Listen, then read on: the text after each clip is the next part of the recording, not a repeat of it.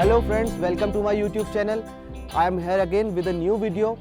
Hope आप लोगों को पसंद आए। लास्ट वीडियो में भी आप लोगों ने बहुत मेरा सपोर्ट किया, इसको काफ़ी अच्छे व्यूज़ मिले हैं। तो दोस्तों, आज का वीडियो मेरा होने वाला है एक रिवर के ऊपर, नदी के ऊपर। वो आपको आगे पता लगेगा। So in our country we have two types of reverse.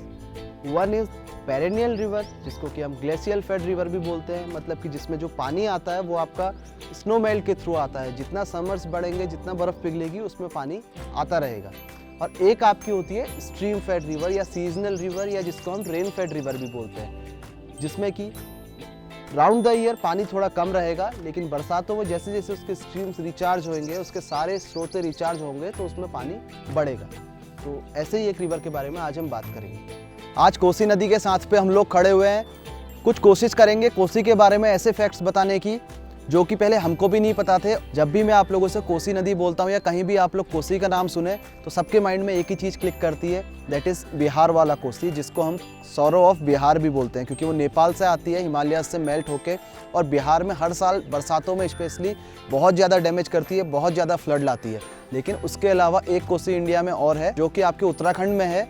तो दोस्तों, अगर हम कोसी के ओरिजिनेशन की बात करें कि ये निकलती कहाँ से है, तो कौसानी जो बहुत फेमस आपका एक हिल टाउन है, उसके पीछे की तरफ, उससे थोड़ा और ऊपर जाके हिल्स में एक धारपानी धार करके एक जगह पड़ती है। वहाँ से आपके करीब 2500 मीटर का उस एरिया का एलिवेशन है। वहाँ से ये एक छोटे स्प्रिंग के तौर पे निकलता है। तो ये स्प्रिंग फेड रिवर है बेसिकली। गंगा, यमुना और शारदा की तरह ये बड़ी कोई ग्लेशियल फेड रिवर नहीं है। इसीलिए आप अभी देखेंगे इसमें इस टाइम पर रिवर का जो वाटर लेवल है काफ़ी कम है, और इस पर छोटे छोटे स्प्रिंग से, पुराने टाइम में तो बोलते हैं कि इसमें कम से कम 400 से ज़्यादा छोटे बड़े स्प्रिंग मिलते थे। लेकिन अभी डिफॉरेस्टेशन कह लीजिए, एनरोचमेंट कह लीजिए, ये सब कुछ होते होते इसमें 125 या 126 जो लास्ट सेंसस आया है, इतने इसमें अभी लाइव स्ट्रीम बचे हुए हैं ओनली।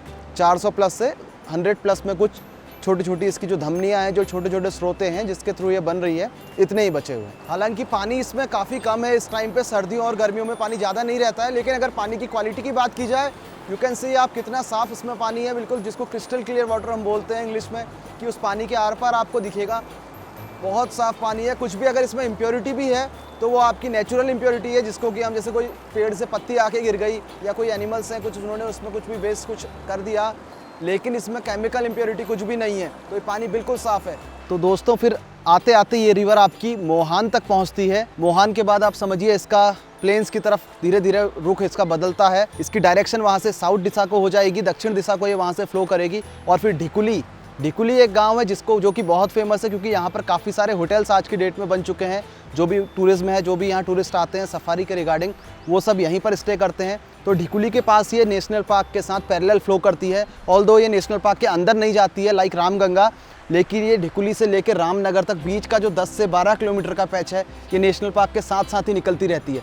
तो यहाँ पर इसमें जो जंगल है सारे, वो आपको खैर का और शीशम का जंगल मिलेगा, क्योंकि नदी के पास हमेशा सूखे इलाके में वही जंगल होता है, और ग्रासलैंड्स हैं बीच में अच्छे अच्छे। तो काफ़ी रिच, और फ्लोरा फौना में ये बेल्ट काफ़ी रिच है। ढिकुली से लेकर रामनगर तक की बेल्ट, इसमें बहुत ज़्यादा वाइल्ड लाइफ मूवमेंट भी रहती है। उसके बाद रामनगर के बाद ये पूरा नॉर्दर्न प्लेन्स में, जो कि भाबर के बाद तराई की तरफ, उसके बाद मूवमेंट करती है। आगे सुल्तानपुर से ये यूपी की तरफ बढ़ने लगती है, और उसके बाद आपकी रामगंगा में मिल जाती है, रामपुर के आसपास जाके। तो ये 170 किलोमीटर की लगभग इसकी जर्नी रहती है, from the top to the bottom. अब बात आती है दोस्तों कोसी के सफ़र की, कि कहाँ से लेके कहाँ तक पहुँचती है। अलग अलग तरह का इसके पास टेरेन है। ऊपर मध्य हिमालय से निकलकर तराई के बाद आपका ये रामपुर के बाद, जैसे मैंने अभी बताया था, रामगंगा में मिल जाएगी, और उसके बाद आगे रामगंगा गंगा में चली जाएगी। तो सून और फार नॉर्थ इंडिया का सारा पानी गंगा ही है, सब गैंजेस में जाकर मिलता है।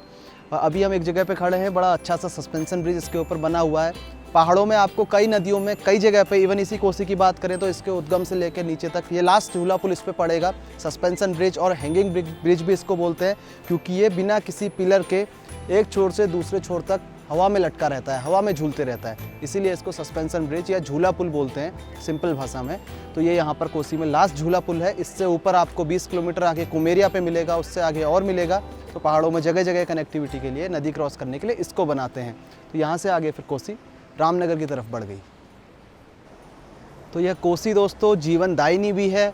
नदियों को तो हमेशा हमारी सभ्यता में माँ का दर्जा दिया गया है। तो जब एक बार ये वैसे तो गांव-गांव सींचते हुए लोगों की प्यास बुझाते हुए आगे बढ़ती है, लेकिन जब फिर ये मोहान से लेकर रामनगर तक जब बढ़ती है तो इसके साथ में सुंदरखाल गांव है जो जंगल से लगा हुआ है। जंगल के काफ़ी पैच हैं। उसके बाद ढिकुली से लेकर रामनगर के बीच में भी बहुत ज़्यादा फॉरेस्ट का पैच इससे लगा हुआ है। तो जो भी जानवर उस बेल्ट में है, इंसान तो फिर भी दोस्तों समझिए एक जगह का वाटर स्ट्रीम सूख गया तो दूसरी जगह चला जाएगा पानी ढूंढने चलने, लेकिन जानवर बेचारे उनके पुराने रूट बने हुए हैं।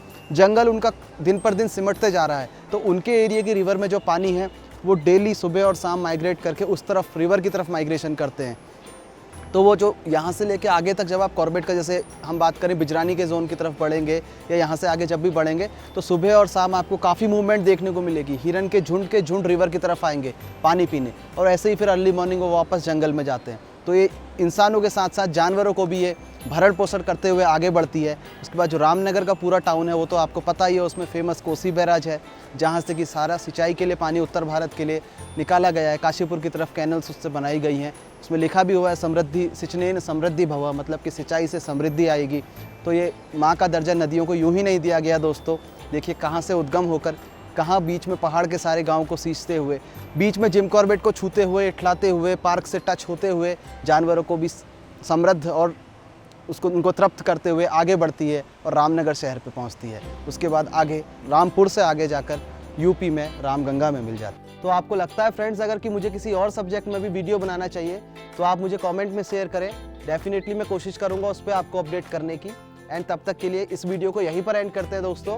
तब तक के लिए स्टे कनेक्टेड गाइस, और मैं नई वीडियो के साथ बहुत जल्दी आप लोगों के पास दोबारा आऊँगा। सी यू।